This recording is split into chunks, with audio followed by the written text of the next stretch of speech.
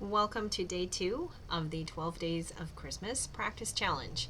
Today's challenge is to write the counts in a song and count out loud and play the song 3 times. So, why would we do this? Sometimes the rhythms are complex and it's hard to visualize where the beat is going to fall or even understand this complicated rhythm. And the best way to sort it out is to kind of break it down into puzzle pieces so that we can understand the rhythm and for sure know right where beats 1, 2, 3, 4, whatever you have, right where the beat falls. So I just do that by marking it with slashes, as you can see on my music right here. So let's just do another measure together. I'm going to mark it over here so I can see what I'm doing, but let's just say that we want to understand this measure up here with some dotted rhythms. So I'm just going to make a sideways slash, slash, the beat lands, because this is a dotted rhythm, the beat lands between these 2 notes. So I'm going to make a bigger slash right through there. 1, 2, 3. Okay, now where does beat 4 land? That one's kind of weird because it lands on the dot of that note. So that's a dotted 8th note. So this pencil is not wanting to work now. But you can see there, if it'll focus on that for us, I put, I think this is beat 1. Beat 1, beat 2, the dot adds the second half of that beat. So beat 3 is in the middle of that note. Beat 4. Sorry, that's beat 3. Beat 3, and then the second half of it plus a 16th note, and that 16th note is where beat 4 falls. So that helps us have a visual aid when we go to count this piece. So now let's go practice it. We're going to play it 3 times while counting out loud. Probably not going to be easy, but that's what we're going to try. And I'm going to go ahead and do more than that. So I'm going to do this next couple of measures too, just so you can kind of see the complexity of the rhythms that this piece has.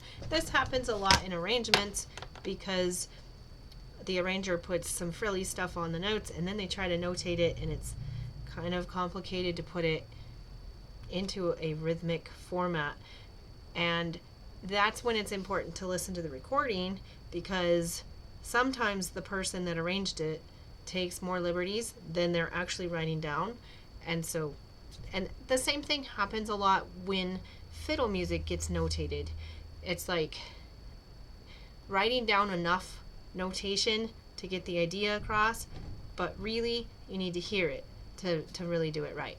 But anyway, we should know how to break these rhythms apart and be able to count them out loud so that we've truly internalized that rhythm and we're comfortable with the counting. And the only way to prove that to ourselves is by actually counting it out loud while we play, which is not simple, but something you should absolutely practice doing. So let's go do that.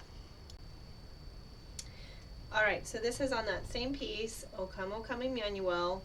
I think it's the same section that I was practicing on day 1's video. And so we're just going to try a different approach on the same passage and see what we learn from it. So here we go.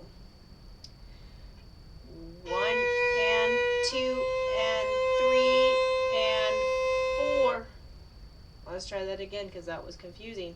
1 and 2 and 3 and 4 and 1 and 2 and 3 and 4 and 1 and 2 and 3 and 4 and 1 and 2 and 3 and 4 and yeah, let's try that again.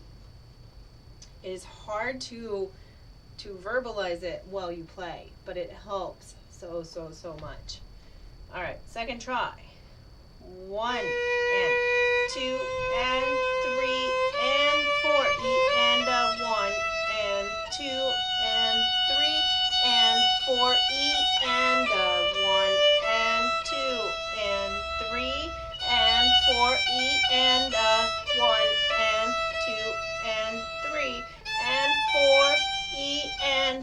and do that in tempo.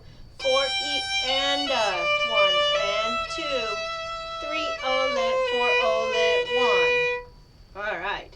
Now I'm starting to feel like I know what is happening in this passage. So, third try. And of course, you're going to play it better when you quit counting out loud. But by doing that exercise, you really break it down and prove that you understand it. And there's no notes in there that you didn't figure out how to understand, hopefully. 1 and 2 and 3 and 4 E and 1 and 2 and 3 and 4 E and 1 and 2 and 3 and 4 E and 1 and 2 and 3 and 4 E and there we go. So now I'm going to play it without counting out loud. Just to kind of see what I learned from that.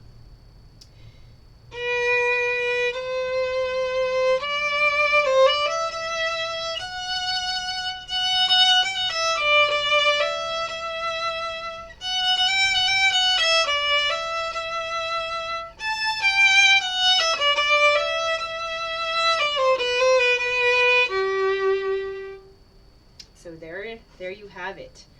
The second day, second tip for the 12 Days of Christmas Practice Challenge.